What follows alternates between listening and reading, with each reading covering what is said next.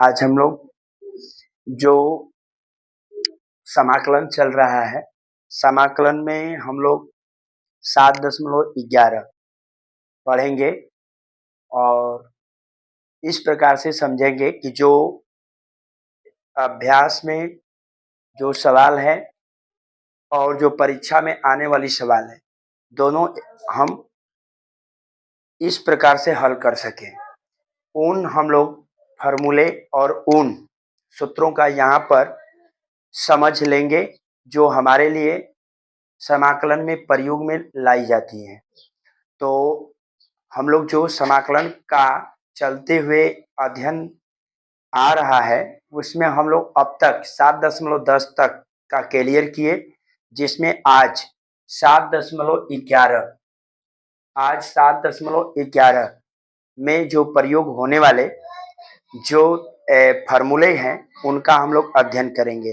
तो अब तक जितने भी फार्मूला आपने देखा था, उनसे इसमें एक नया फार्मूले और थ्योरी को यहाँ पर आपको जानना है और उसे समझना है, ताकि एक्सरसाइज के सवाल को प्रत्येक को बनाने में आपके लिए बेहतर हो और अच्छा रहे।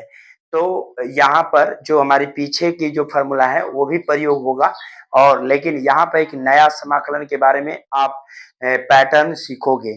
तो चलिए हम लोग इस अध्याय को देखते हैं, जिसमें हम लोग को अध्ययन जारी करना है। तो देखिए, सम प्रॉपर्टीज, यहाँ पर some properties of the definite integral को देखना है, जिसमें हम लोग इसमें जो आने वाली जो फार्मूला जो सूत्र हैं, उनको हम लोग को समझना है, जिसमें इस चैप्टर में पूरे टोटल 7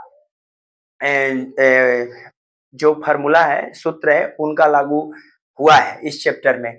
तो उन सातों फार्मूला को P1, P2, P3, P4, P5, P7 तक हैं, उनको समझने की कोशिश करेंगे। उसके बाद अपना एक्सरसाइज में जो सवाल है, इसी के माध्यम से बनाने की चेष्टा करेंगे।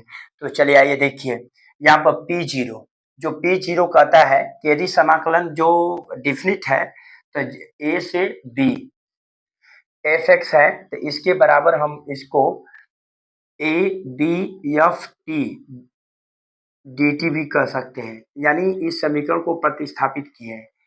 तो इस फॉर्म को हम इस प्रकार से भी लिख सकते हैं। ए P0 कहता है। अब P1 क्या कहता है कि यदि सीमा a से b है, fx dx है, तो इसके बराबर माइनस, इसको जब हम सीमा को वो नीचे की सीमा ऊपर, ऊपर की सीमा नीचे लाएंगे तो माइनस हो जाएगा fx, यानी इस केस को हम कहते हैं पार्शियल। समझाया? जहां पर इसमें यदि ऐसी बात रहेगा, यदि जब यहाँ पे ए रहता, समान रहता, तो इसका मान 0 होता है। अब आगे नेक्स्ट चलते हैं, P2 के बारे में हम लोग देखते हैं। P2 कहता है, एक P2 में समाकलन क्या है कि a से b समाकलन है, सीमा है, fx dx है।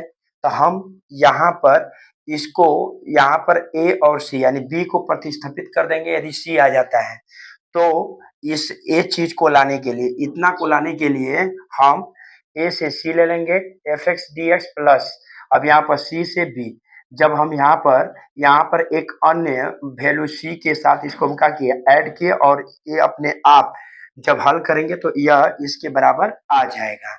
यानी इतना को हम इस तरह भी लिखेंगे, सिंपल बात, ज्यादा नहीं। अब देखिए, ए से B F X D X, तो इतना को हम इस फॉर्म में लिखेंगे, F A plus B minus X, यानी ये दोनों को जोड़कर माइनस एक्स, यानी प्रतिस्थापित, ये आपका P3 बोलता है। अगला नेक्स्ट है P4, यहाँ पर 0 से a है, एफ एक्स है, तो हम इतना को इसके घात, ये जो यहाँ पर ए है, इसको हम इस प्रकार से लिख सकते हैं, सीमा के साथ सजा सकते हैं। आप इस अध्याय में हम लोग जब पढ़ेंगे तो ये जो फार्मूला आया है P3 P4 सबसे अधिकांश यूज होगा, इसलिए इसको आपको देखना है कि ए P4 में इसका जो अपर का सीमा है, अपर सीमा में एफ एक्स को घटा के लिखा जाता है। अब आगे देखिए, जो P4 और P3 है, इसको हम लोग पार्शियल केस में यूज करते हैं। अगला आता है हमारा P5, 2a0, तो यदि यहाँ पर इस तरह से है, तो यहाँ पर देखिए 2 को हटाने के लिए, यदि हम 2 को हटाते हैं तो इस सीमा को ऐसे लिखेंगे, देखिए 0 से a, F X D x फिर यानी इसको एक बार इसी को लिख करके इसके जो सीमा में से घटा देंगे तो ये हो जाता है, ये P5 बोलता है। अब जो P6 है वो यानी इसी फार्मूला का दूसरा रूप है। तो यदि यहाँ पर 0 से 2a है तो fx dx, तो इसको देखिए इसका जो सीमा यहाँ पर 2 है तो इसका यहाँ पर हम भागा कर देते हैं, बाकी इस तरह लिख देंगे और यहाँ पर इसका रूप जो है इसके फॉर्म में होता है। अब हम 7 को देखते हैं तो 7 में 2 गो यूज होता है। देखिए a से माइनस ए भी आपके अध्याय में यूज है, a और माइनस ए।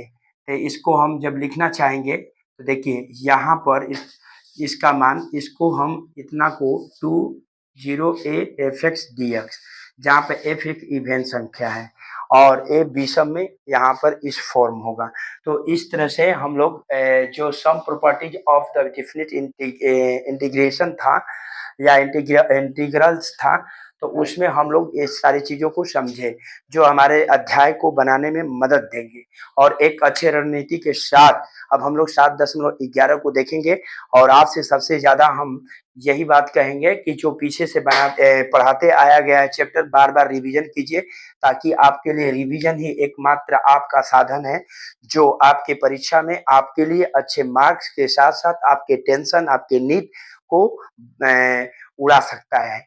यानी उड़ा सकता मतलब यहाँ पर आपके लिए एक शांति का माहौल बना सकता है, जिससे कि आपका एक मुक्ति परीक्षा में अच्छे मार्क्स के लिए दे सकता है।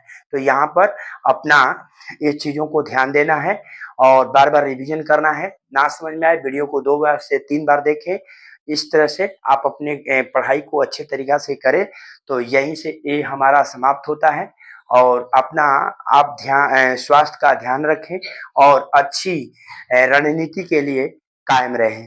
तो थैंक यू।